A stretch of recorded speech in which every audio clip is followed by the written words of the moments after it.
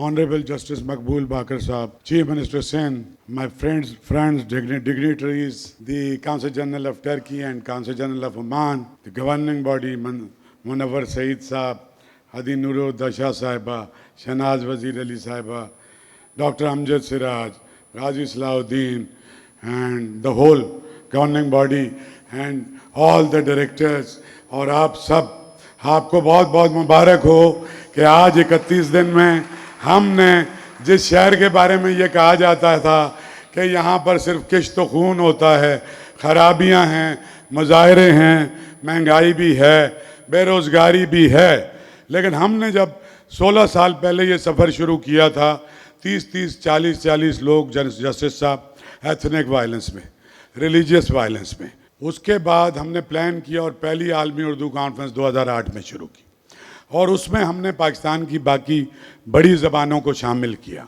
उसमें गाजी सलाहुद्दीन, मुश्ताक अहमद यूसुफी, नूरुद्दीन शाह, अमर जलील, शमशीरुल हैदरी, सबको एक मरकज़ पे बिठा के, बल्कि सोबो ज्ञान चंदानी साहब को आप जानते हैं, वो भी हमारे पहले उसके हाजरा मसरूर प्रेसिडेंट पे थी, जमीलुद्दीन आली, जमील जालवी, यूसुफी साहब, इंतज़ार हुसैन, अब्दुल्ला हुसैन, मुस्तनसर हुसैन तारड़, इफ्तिखार आरिफ, वो एक कहकशां थी। बहुत से लोग अब इस दुनिया में नहीं रहे। हिंदुस्तान से डॉक्टर कमर rice, doctor Shamim अनफी, doctor Gopichand Narang और शमसुररहमान फारूकी, सभी बड़े लोगों ने यहाँ पर, और गुलजार और जावेद सिद्दीकी साहब और नसीरुद्दीन शाह साहब, जावेद अख्तर, ये सारे लोग भी आते रहे और फिर हालात कभी हमारे ऐसे होते हैं, कभी वैसे होते हैं, लेकिन हम ये सिलसिला जारी रखते हैं। एक दफ़ा बहुत शदीद यहाँ पर बाय डिज़ाइन एथनिक वायलेंस करवाया गया, 40-45 लोग उसमें कत्ल हुए। हमारा मुशायरा चल रहा था लॉन पे इफ्तिखार आरिफ साहब की सदारत में, तो हमने बाहर की बत्तियां बंद की और हमने ये सोचा कि हम कैलस लोग नहीं हैं, लेकिन दुश्मन सिर्फ सिपाही वो नहीं है जो मोर्चों पे लड़ता है, ये जो कलम से अपनी तहजीब को ज़िंदा रखता है, अपनी ज़बानों के लिए काम करता है, अपनी सकाफ़त के लिए काम करता है, वो असल सिपाही है। क्योंकि जब आपकी कल्चरल आइडेंटिटी ख़त्म हो जाती है तो किसी कौम की और कोई शनाख्त नहीं रहती।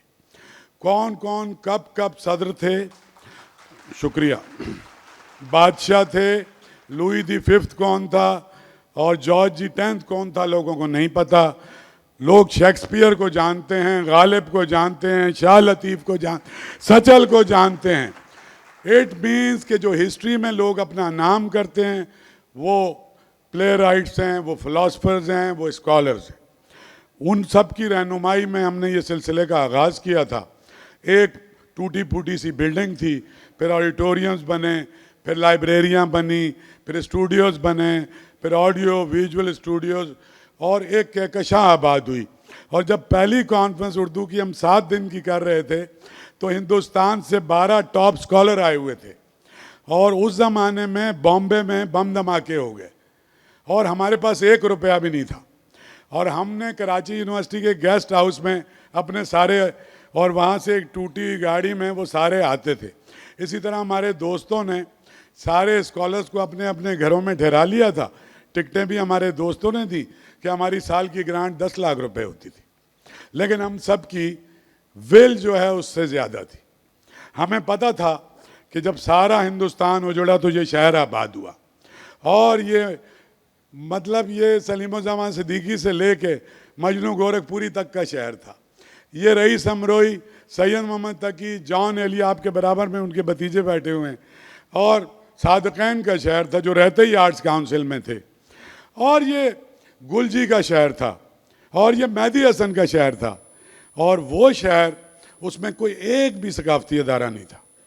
और चूँकि आप पहली बार तशरीफ़ लाएँ और एक ऐसी जगह आपने जिम्मेदारियां दी हैं कि जहां जजेस के बारे में ये कहा जाता है, राइटली सो, कि उन्हें लोगों से इंटरेक्शन नहीं करना चाहिए, शादी ब्याह में कम जाना चाहिए, ताकि उनके फ़ैसलों पे उनके ज़ाती ताल्लुकात असरअंदाज ना हो। आपका एक बहुत शानदार रोल है एज अ जज high court, as chief justice और सुप्रीम कोर्ट, आपने तारीखी प्रो पीपल फैसले किए जिसकी वजह से हिस्ट्री में आप बाकी रहेंगे। जिन्होंने मार्शल लॉ को एंडोर्स किया, जिन्होंने नजरिया ज़रूरत के तहत फैसले किए, वो कहीं हिस्ट्री की डस्ट में गुम हो गए। तो आप इस सूबे के थोड़े अरसे के लिए, जब तक डेमोक्रेटिक प्रोसेस पूरा नहीं होता, ये मेरा दोस्त मज़हर अब्बास बैठा है और रफ़त, हम आपके पास पिछले हफ्ते आए थे, 2 घंटे हम आपके साथ बैठे, बहुत सारी बातें की, और जब आपकी एक्टिविटीज़ देखी कि आप मिली लेबर यूनियन से, ट्रेड यूनियन एक्टिविस्ट से, करामत अली, ज़हरा, इन लोगों से रहें। और गाजी साहब, ज़िंदगी का मकसद ये कि 4-5 महीने में जो बिल्कुल पिसा हुआ मजलूम तबका है उसके हालात ज़िंदगी, कुछ लॉज, फिर इन्होंने बताया कि कुछ 600-800 बिलियन रुपए वर्कर वेलफेयर बोर्ड के आज तक मिले नहीं। तो मैं समझता हूँ कि एक बहुत शानदार वेलकम, हम सब के सब क्लैप करें आपको और आपके साथ जो लोग थे जो इस सारे काफिले में चलते रहे।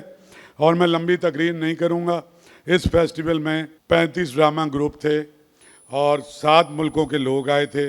वो इसलिए कि 2-3 महीने पहले हमने शुरू किया, उसके बाद सारे काउंसिल जनरल आते रहे और एग्रेड भी करते रहे, और हमें यकीन है कि जब हम अगली बार करेंगे तो 30, 35, 40 मुल्कों से लोग आएंगे। और मैं अभी सना की जो Sindhi association of north America की कॉन्फ्रेंस से भी खिताब किया और 3 आलमी उर्दू कॉन्फ्रेंसें भी अमेरिका में की। वहाँ भी लोग बहुत बेचैन भी हैं, पाकिस्तान के लिए परेशान भी हैं। तो एक रे ऑफ होप ही हम उन्हें दे सकते थे। हमने उनसे सिंपल ये बात की कि आपका ताल्लुक़ चाहे किसी भी पॉलिटिकल पार्टी से, इसके ऊपर एक जो अम्ब्रेला है वो है हमारा मुल्क पाकिस्तान। तो हम हर तरह से एजिटेट करें, रिएक्ट करें, लेकिन वो इस तरह से करें कि जो एक मुल्क है उसका तो कसूर कोई भी नहीं है। और जिस तरह से ये बना है, जैसे हालात में लाखों लोग की कुर्बानियाँ देख, और ये सिलसिला हमने कश्मीर में भी जाके फेस्टिवल किया, हमने लाहौर में किया, अभी हम अगस्त में सक्खर में कर रहे हैं। हमारी ये जो गवर्निंग बॉडी है, हमारे जो बुज़ुर्ग हैं, ये बैठ के एक इन्होंने प्लान बनाया। Doctor Amjad Siraj vice chancellor हैं जिन्ना सिंध के, डॉक्टर कैसर सज्जाद तशरीफ़ रखते हैं, PMA के सेक्रेटरी थे, हमारी वेलफेयर कमेटी के। कल्चरल एक्टिविज़म नहीं है यहाँ, और कल्चर को लोग समझते हैं कि वो नाचना गाना और कोई मुशायरा पड़ गया। कल्चर के अंदर आपकी ज़बान, आपका रहन सहन, आपके कपड़े, आपके शादी ब्याह की गीत, बल्कि फैज़ साहब ने कहा है कि किसी भी मुल्क कौम की सकाफ़त का प्रीडोमिनेंट पार्ट उसका रिलीजन भी होता है, क्योंकि वो भी जो आप कुछ कर रहे होते हैं वो आपकी सकाफ़त का हिस्सा बन जाता है। तो इसका एक ब्रॉडर एस्पेक्ट है, और कल्चर से बड़ा कोई हथियार भी नहीं है। इवन डिप्लोमेसी अगर आपको करनी है, आप देख लें, उन्होंने हॉलीवुड के ज़रिए अपने प्रोपेगेंडे से की, और ये आप देखें हमारा जो पड़ोसी मुल्क है हिंदुस्तान, उन्होंने शाइनिंग इंडिया और ये, और अपने एक्टर्स को, अपने राइटर्स को, रविशंकर को हीरो बना के रॉयल एल्बर्ट हॉल में परफॉर्म कर रहा है। हम अपने हीरोज़ के साथ क्या करते हैं? जो हमारी आइडेंटिटी है वो हमारी सकाफ़ती आइडेंटिटी है। आर्ट्स काउंसिल, इसकी गवर्निंग बॉडी, इस मुल्क के तमाम अदीबों से मिलके, सारे बलूचिस्तान के, KP के, GB के, कश्मीर के, सराइकी, पंजाबी, पूरा सिंध तो है ही, हम सिंध हैं और सिंध में हम बैठे हुए हैं। हमने मिल के एक इंटेलेक्चुअली ये प्लान बनाया कि ये जितना थिंकर्स हैं और ओपिनियन मेकर्स हैं, और उसमें सारे बड़े जर्नलिस्ट, उनको भी हमने शामिल किया क्योंकि उनकी सेहत ज़्यादा है, और हमने इसको ट्रैवल करना शुरू किया है। तो अब ये कर रहे हैं, फिर उर्दू कॉन्फ्रेंस कर रहे हैं। तो मेरे ख्याल में मैंने 5 मिनट लिए थे, 6-7 मिनट हो गए।